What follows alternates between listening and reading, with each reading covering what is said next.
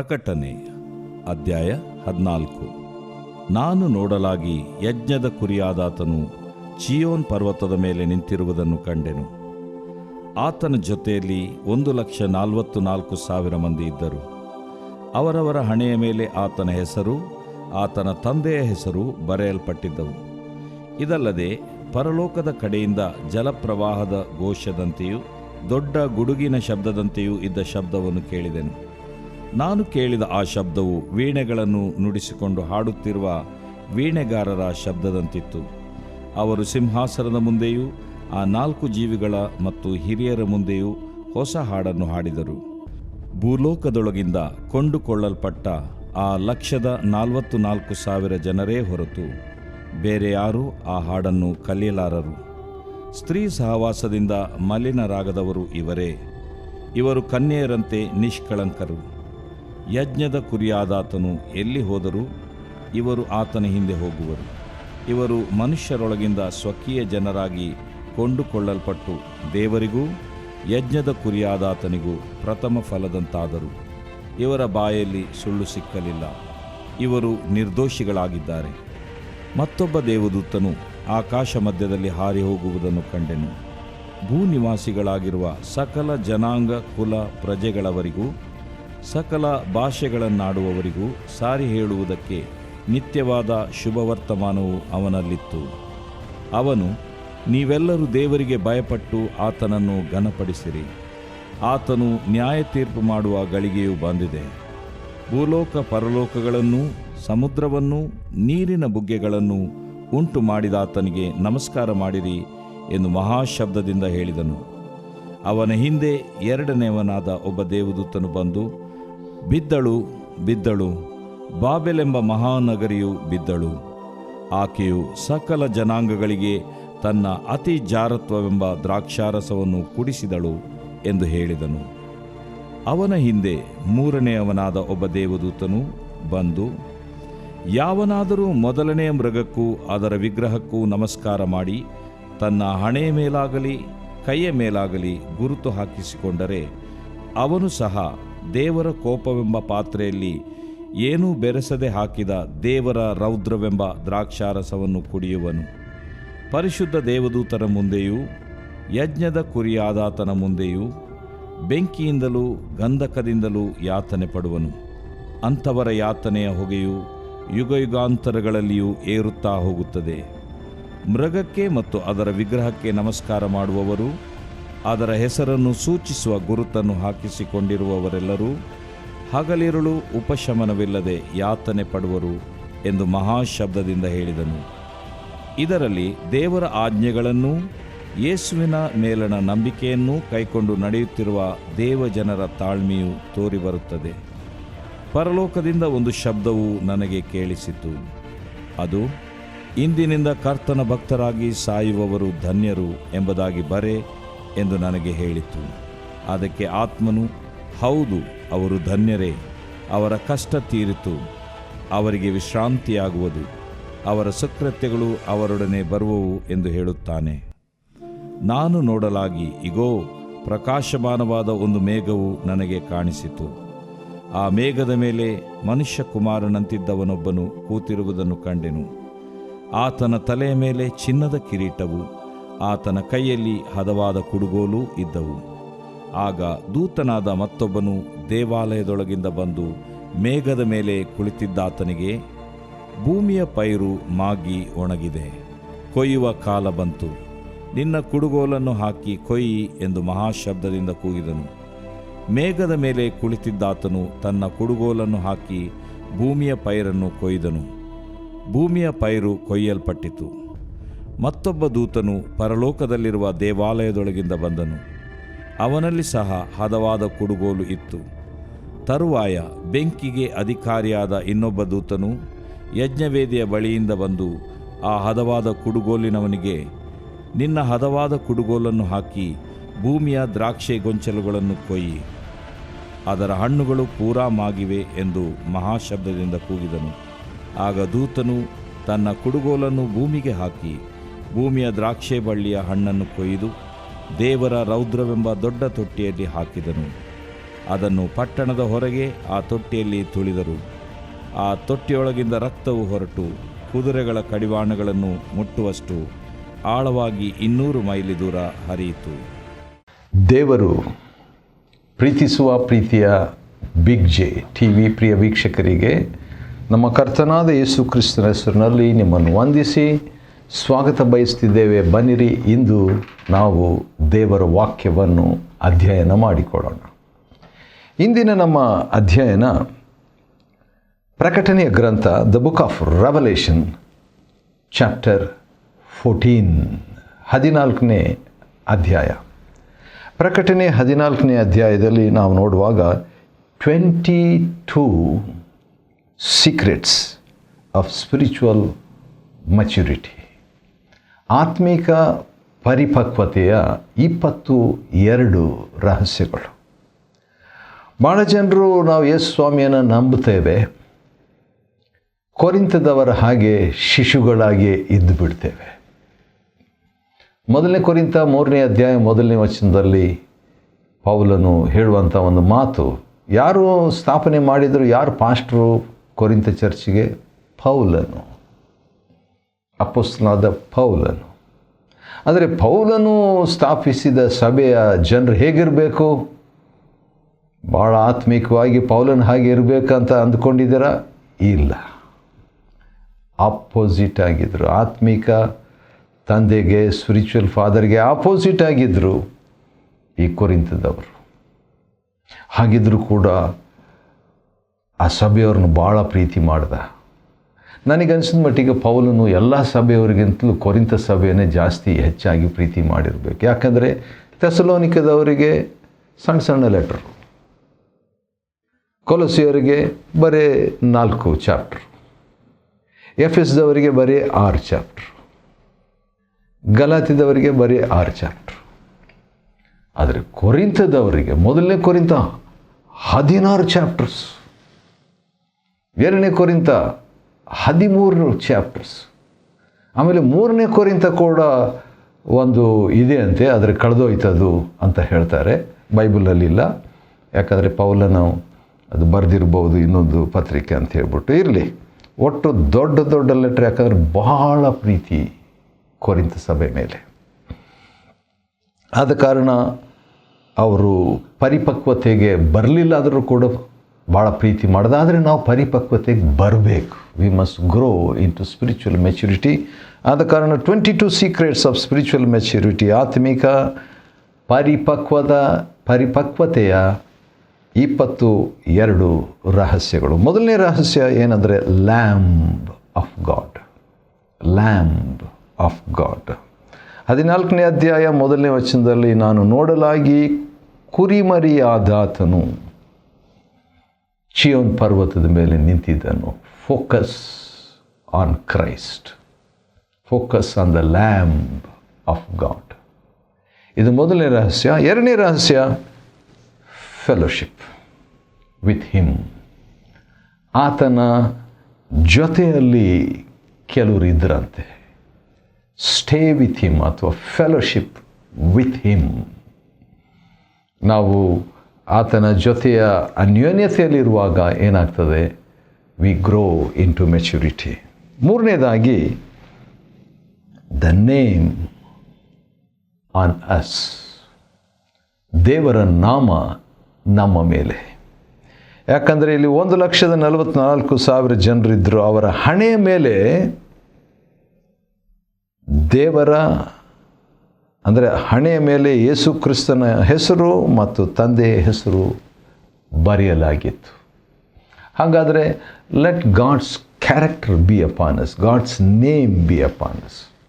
ಆ ರೀತಿಯಾಗಿದ್ದಾಗ ಆತ್ಮೀಕವಾದ ಪರಿಪಕ್ವತೆಗೆ ಸಾಕ್ತೇವೆ. 4ನೇದಾಗಿ ನ್ಯೂ ಸಾಂಗ್.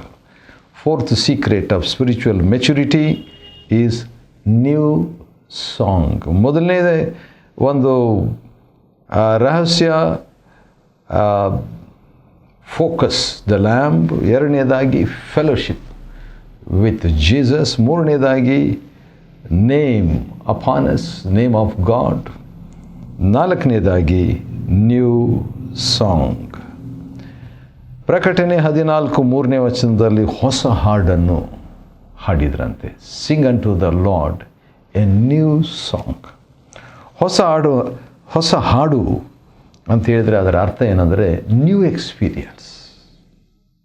ಎಕ್ಸ್ಪೀರಿಯನ್ಸ್ ಇರಬೇಕು ಆತ್ಮಿಕವಾಗಿ. ಆ ರೀತಿಯಾಗಿ ಇರುವಾಗ ಏನಾಗ್ತದೆ, ನಾವು ಆತ್ಮಿಕವಾಗಿ ಬೆಳಿತೇವೆ. Will grow spiritually to maturity. 4ನೇ ವಚನದಲ್ಲಿ 5ನೇ ಸೀಕ್ರೆಟ್, 5th ಸೀಕ್ರೆಟ್ ಅಂದರೆ ನಾವು ಎಲ್ಲಿದ್ದೀವಿ ಅಂತ ಹೇಳ್ಬಿಟ್ಟು ನೋಡುವಾಗ ನಾವೆಲ್ಲರೂ ಪ್ರಕಟಣೆ 14ನೇ ಅಧ್ಯಾಯದಲ್ಲಿದ್ದೇವೆ. ರೆವಲ್ಯೂಷನ್ ಚಾಪ್ಟರ್ 14 ಅದರಲ್ಲಿ ನೋಡುವಾಗ ನಮಗೆ 22 ರಹಸ್ಯಗಳು ಆತ್ಮಿಕ ಬೆಳವಣಿಗೆಗೆ, ಸ್ಪಿರಿಚುವಲ್ ಗ್ರೋತ್ ಆ್ಯಂಡ್ ಮೆಚುರಿಟಿ. ಅದಕ್ಕೆ 5ನೇದು ಏನಂದರೆ ಟು ಬಿ ಅನ್ಡಿಫೈಲ್ಡ್, ಮಲಿನರಾಗದಿರುವುದು. ಇನ್ನೊಂದು ರೀತಿಯಿಂದ ಹೇಳಬೇಕಾದ್ರೆ ನೋ ಕಾಂಪ್ರಮೈಸ್, ಅನ್ಡಿಫೈಲ್ಡ್. ಯಾಕಂದರೆ 4ನೇ ವಚನದಲ್ಲಿ ಇವರು ಸ್ತ್ರೀ ಸಹವಾಸದಿಂದ ಮಲಿನರಾಗದವರು ಇವರೇ ಅಂತ ಹೇಳ್ಬಿಟ್ಟು 4ನೇ ವಚನದಲ್ಲಿ ಬರೆದಿದೆ. ಆ ಸ್ತ್ರೀ ಯಾವ ಸ್ತ್ರೀ ಅಂತ ಹೇಳ್ಬಿಟ್ಟು ನೋಡುವಾಗ ಬಾಬೇಲ್ ಎಂಬ ಮಹಾ ಸ್ತ್ರೀ ಅಂತ ಹೇಳಬಹುದು.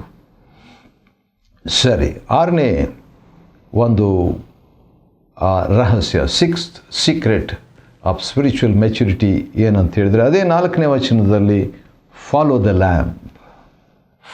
ಲ್ಯಾಂಪ್. ಯಜ್ಞದ ಕುರಿಯಾದ ಆತನು ಎಲ್ಲೆಲ್ಲಿ ಹೋದರೂ ಅಲ್ಲಲ್ಲಿ ಇವರು ಹೋಗ್ತಾ ಇದ್ರಂತೆ. ಯಾರು? ಈ 1,44,000 ಜನರು. ಮತ್ತು ಫಾಲೋ ದ ಲ್ಯಾಂಪ್ ಕೊನೆಯವರೆಗೆ. ಯಾವ ರೀತಿಯಾಗಿ ಎಲಿಯನು ನಾನು ಹೋಗ್ತೀನಂದರೆ ಎಲಿಷನೇನು ಹೇಳ್ತಾನೆ, ನಾನು ಬರ್ತೀನಿ. ನಾನು ಬೇತೇಲಿಗೆ ಹೋಗ್ತೀನಿ ಅಂತ ಎಲಿಯನ್ ಹೇಳಿ, ನಾನು ಬರ್ತೀನಿ ಬೇತೇಲಿಗೆ.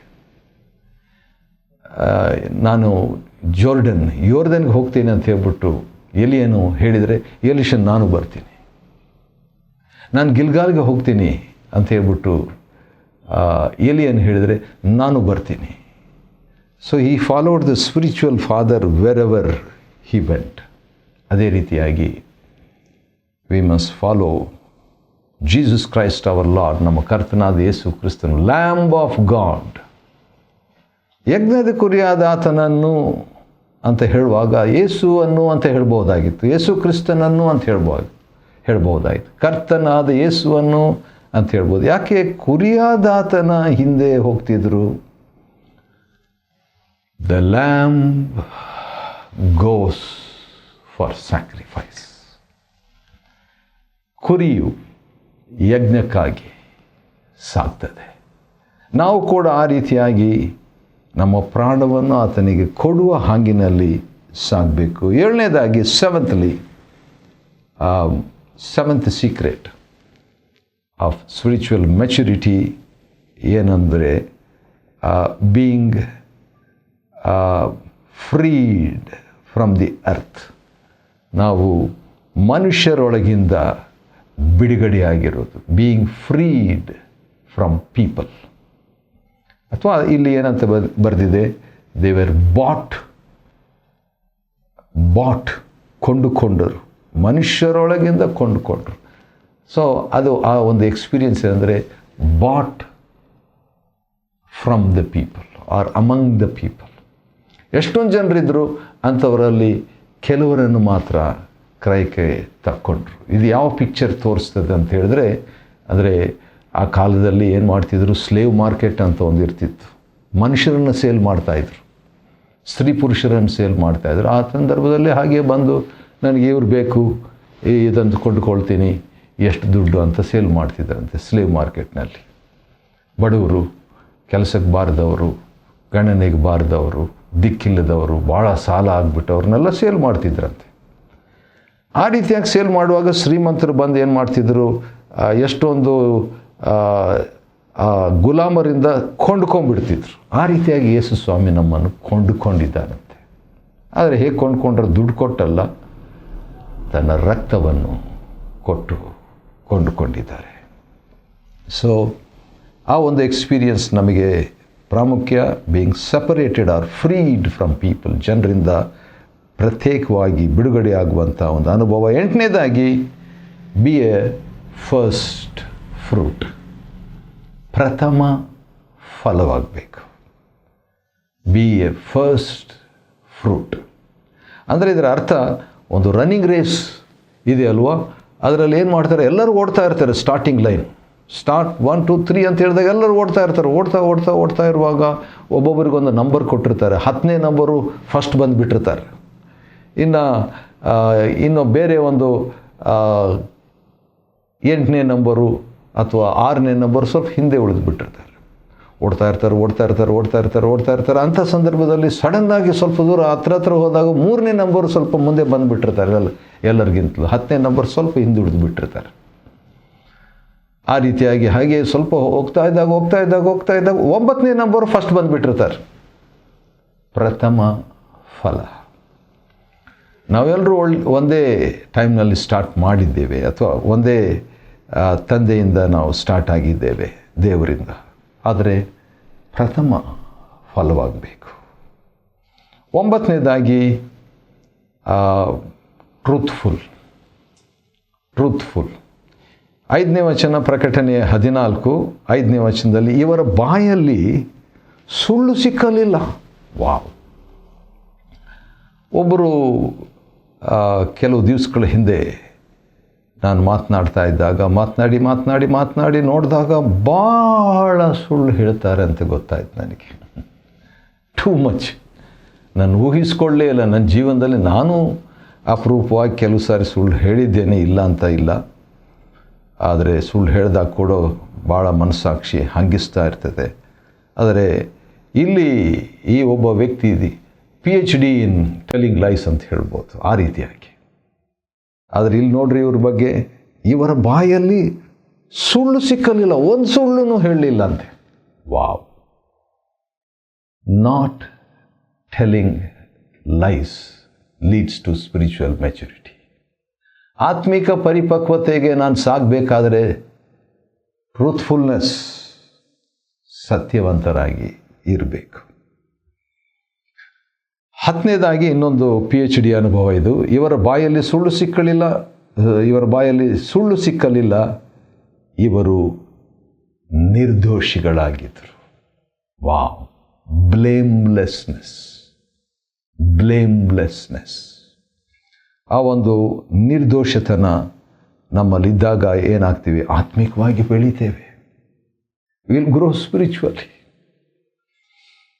ಸರಿ, ಅಂದ ಹಾಗೆ ನಾವು ಏನು ಸ್ಟಡಿ ಮಾಡ್ತಾ ಇದ್ದೀವಿ ಸ್ವಲ್ಪ ನೆನಪು ಮಾಡಿಕೊಳ್ಳೋಣ. ಅದೇನಂತ ಹೇಳಿದ್ರೆ, ಪ್ರಕಟಣೆ 14ನೇ ಅಧ್ಯಾಯದಿಂದ ನಾವು ಏನು ಸ್ಟಡಿ ಮಾಡ್ತಾ ಇದ್ದೀವಿ ಅಂತ ಹೇಳಿದರೆ, ಆತ್ಮಿಕ ಪರಿಪಕ್ವತೆಯ 22 ರಹಸ್ಯಗಳು, 22 ಸೀಕ್ರೆಟ್ಸ್ ಆಫ್ ಸ್ಪಿರಿಚುವಲ್ ಮೆಚುರಿಟಿ ಅಂದರೆ ನಾವು ಶಿಶುಗಳಾಗಿರ್ತೀವಿ ಆತ್ಮಿಕವಾಗಿ. ಬೇಗನೆ ನಾವು ಬೆಳೆದು ಯೇಸು ಕ್ರಿಸ್ತನ ಹಾಗೆ ನಾವು ಆಗ್ತಾ ಬರಬೇಕು. ಈಗಾಗಲೇ 10 ರಹಸ್ಯಗಳನ್ನು ನೋಡಿದ್ವಿ, ಇನ್ನು 12 ರಹಸ್ಯಗಳಿದೆ. ಬೇಗ ನಾವು ನೋಡ್ಕೊಳ್ಳೋಣ. 11ನೇದಾಗಿ ನೋಡುವಾಗ ಇಟರ್ನಲ್ ಗಾಸ್ಪಲ್, ನಿತ್ಯ ಸುವಾರ್ತೆ. ಹೌದು, 6ನೇ ವಚನದಲ್ಲಿ ನಾವು ನೋಡಿಕೊಳ್ಳುವಾಗ ಇಲ್ಲಿ ಬರೆದಿರುವಂಥ ಒಂದು ವಿಷಯ ಏನಂತ ಹೇಳಿದರೆ,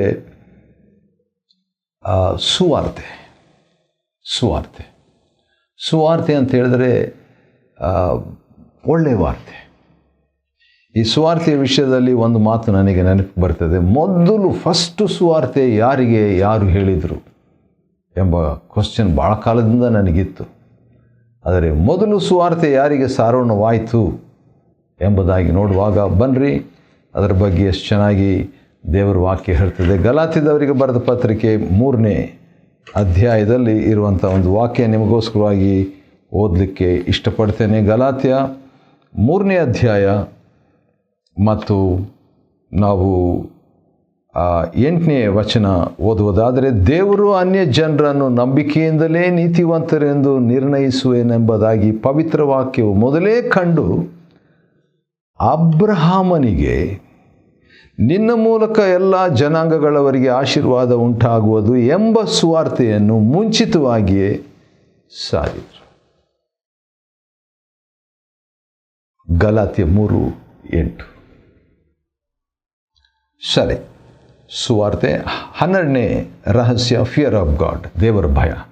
ಫಿಯರ್ ಆಫ್ ಗಾಡ್, ದೇವರ ಭಯ. ಯಾಕಂತ ಹೇಳಿದ್ರೆ ದೇವರಿಗೆ ಪ್ರಕಟಣೆ 14:7ನೇ ವಚನದಲ್ಲಿ ದೇವರಿಗೆ ನೀವು ಭಯಪಡ್ರಿ ಎಂಬುದಾಗಿ ಹೇಳಲಾಗಿದೆ. ದೇವರಿಗೆ ಭಯಪಡುವಂಥದ್ದು ಆತ್ಮಿಕವಾದ ಪರಿಪಕ್ವತೆಗೆ ನಡೆಸ್ತದೆ. ಅದೇ ವಚನದಲ್ಲಿ 7ನೇ ವಚನದಲ್ಲಿ ದೇವರಿಗೆ ಮಹಿಮೆ ಪಡಿಸುವುದು, ಗ್ಲೋರಿಫೈಯಿಂಗ್ ಗಾಡ್.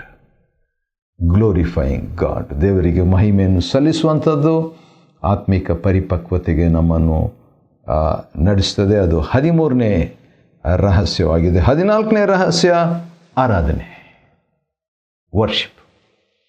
ವರ್ಷಿಪ್ ಯಾಕಂತ ಹೇಳಿದರೆ ಭೂಪರಲೋಕಗಳನ್ನು, ಸಮುದ್ರವನ್ನು, ನೀರಿನ ಬುಗ್ಗೆಗಳನ್ನು ಉಂಟು ಮಾಡಿದ ಆತನನ್ನು ಆರಾಧಿಸಿರಿ ಅಂತ ಮಹಾಧ್ವನಿ ಆಯಿತು. ಆದ ಕಾರಣ ವರ್ಷಿಪ್ ಗಾಡ್. ಆರಾಧನೆ ಆತ್ಮಿಕ ಪ್ರಗತಿಗೆ ಅಸ್ತಿವಾರ. Worship is the foundation for spiritual maturity. 15ನೇ ರಹಸ್ಯ ಏನಂದರೆ falling of Babylon. Falling of Babylon ಅಂದರೆ ಬಾಬೆಲ್ ಬಿದ್ದಳು ಅಂತ 15ನೇ 8ನೇ ವಚನದಲ್ಲಿ 15ನೇ ಒಂದು ರಹಸ್ಯ ಇದೆ. ಅಂದರೆ ಬಾಬೆಲ್ ಅಂತ ಹೇಳಿದ್ರೆ ಗಲಿಬಿಲಿ ಹೋಗ್ಬೇಕು ನಮ್ಮ ಜೀವನದಲ್ಲಿ. ಕನ್ಫ್ಯೂಷನ್ ಶುಡ್ ಗೋ ಅವೇ. 16ನೇ ರಹಸ್ಯ ರಿಜೆಕ್ಟ್ ದ ಮಾರ್ಕ್, ಗುರುತನ್ನು ತಿರಸ್ಕರಿಸುವುದು. ಯಾಕಂದರೆ ಆ್ಯಂಟಿ ಕ್ರೈಸ್ಟ್ ಬಂದುಬಿಟ್ಟು ಮಾರ್ಕ್ ಹಾಕಬೇಕಂತ ಟ್ರೈ ಮಾಡ್ತಾನೆ ಅಥವಾ ಒತ್ತಾಯ ಮಾಡ್ತಾನೆ. Antichrist will try to force on people to have the mark of the beast. ಆದ ಕಾರಣ ರಿಜೆಕ್ಟ್ ದ ಮಾರ್ಕ್. 9ನೇ ವಚನ ಆ ಮೃಗದ ಗುರುತನ್ನು ನಿರಾಕರಿಸಬೇಕು. We must reject it with all our heart. ಅದು 16ನೇ ಒಂದು ರಹಸ್ಯ. 17ನೇ ರಹಸ್ಯ ವಾಕ್ಯ. ವರ್ಡ್ ಅದನ್ನು 12ನೇ ವಚನದಲ್ಲಿ ನಾವು ನೋಡ್ತೀವಿ. ಪ್ರಕಟಣೆ 14:12ರಲ್ಲಿ ವಾಕ್ಯ, ದೇವರ ಆಜ್ಞೆಗಳನ್ನು ಕಾಪಾಡ್ಕೋಬೇಕು. 18ನೇದು ಫೇತ್, ನಂಬಿಕೆ. ಹೌದು, ಆತ್ಮಿಕವಾಗಿ ಬೆಳಿಬೇಕಾದರೆ ನಾವು ವಾಕ್ಯದಲ್ಲಿನೂ ಬೆಳಿಬೇಕು. 2 ಪೇತ್ರ 3:18 ನಂಬಿಕೆಯಲ್ಲಿನೂ ಬೆಳಿಬೇಕು. Grow in faith also. ಅದರ ಜೊತೆಯಲ್ಲಿ ಇನ್ನೊಂದು ಕೂಡ ಇದೆ. ಅದೇ 12ನೇ ವಚನ, ಪ್ರಕಟಣೆ 14:12ನೇ ವಚನದಲ್ಲಿ 19ನೇ ರಹಸ್ಯ, 19th ಸೀಕ್ರೆಟ್ ಈಸ್ ಪೇಷನ್ಸ್. 20ನೇ ರಹಸ್ಯ ಏನಂದರೆ ಕರ್ತನಲ್ಲಿರುವುದು, ಬೀಯಿಂಗ್ ಇನ್ ದ ಲಾರ್ಡ್. ಅದು 13ನೇ ವಚನದಲ್ಲಿ ಬರೆದಿದೆ. ಕರ್ತನಲ್ಲಿ ಮೃತರಾಗುವರು ಧನ್ಯರು ಅಂತ, ಬೀಯಿಂಗ್ ಇನ್ ದ ಲಾರ್ಡ್. ಅದು 20ನೇದು. 21 ರೆಸ್ಟ್ಫುಲ್ನೆಸ್, ವಿಶ್ರಾಂತಿ. ಅದನ್ನು ಕೂಡ 13ನೇ ವಚನದಲ್ಲಿ 2ನೇ ಭಾಗದಲ್ಲಿ ನೋಡ್ಬೋದು. Rest helps us to grow spiritually. ಕೊನೆಯದಾಗಿ ಹೌಸ್ ಆಫ್ ಗಾಡ್, ದೇವರ ಆಲಯ. 17ನೇ ವಚನ 22nd ಸೀಕ್ರೆಟ್, ಒಂದು ಪರಲೋಕದಲ್ಲಿ ದೇವಾಲಯ ತೆರೆಯಲಾಗಿತ್ತು ಅಂತ ಹೇಳ್ಬಿಟ್ಟು ನಾವು ನೋಡ್ತೇವೆ. ಪ್ರಕಟಣೆ 14ನೇ ಅಧ್ಯಾಯದಿಂದ ನಾವು ಆತ್ಮಿಕ ಪರಿಪಕ್ವತೆಗೆ 22 ರಹಸ್ಯಗಳನ್ನು ಅಧ್ಯಯನ ಮಾಡಿಕೊಳ್ಳುವಂತೆ ದೇವರು ಕೊಟ್ಟ ಕೃಪೆಗಾಗಿ ಆತನ ಸ್ತೋತ್ರವಾಗಲಿ. ದೇವರು ನಿಮ್ಮನ್ನು ಆಶೀರ್ವದಿಸಲಿ.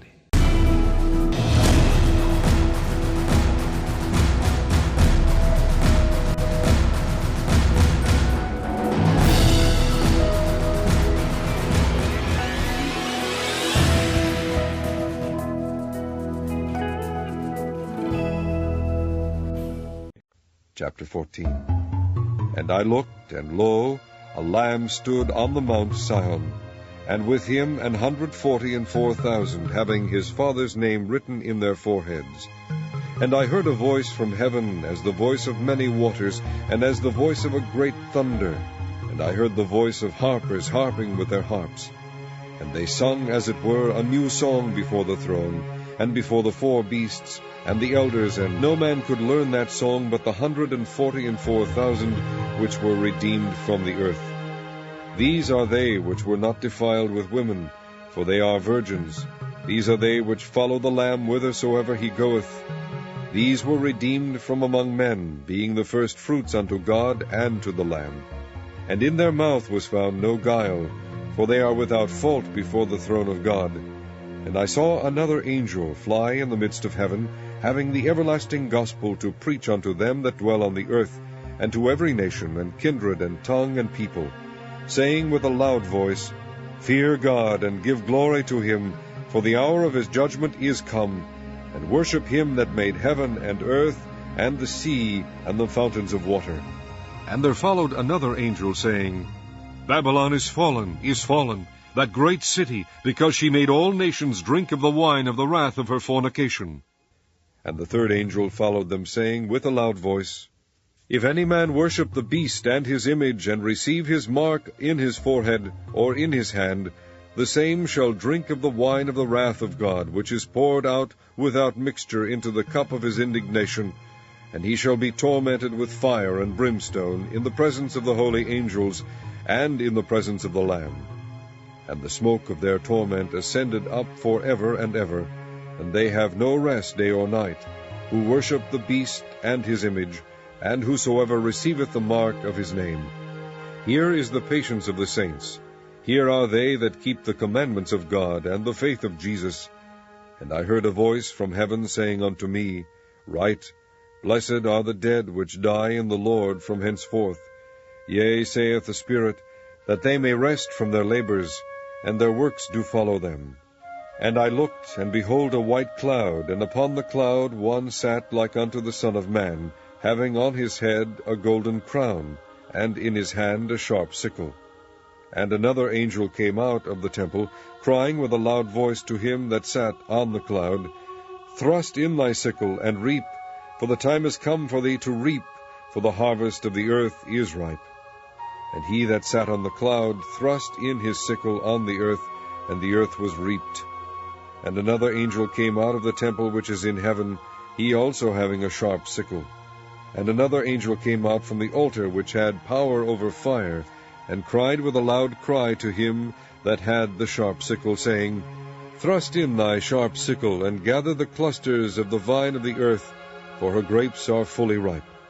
And the angel thrust in his sickle into the earth, and gathered the vine of the earth, and cast it into the great winepress of the wrath of God. And the winepress was trodden without the city, and blood came out of the winepress, even unto the horse bridles, by the space of 1,600 furlongs.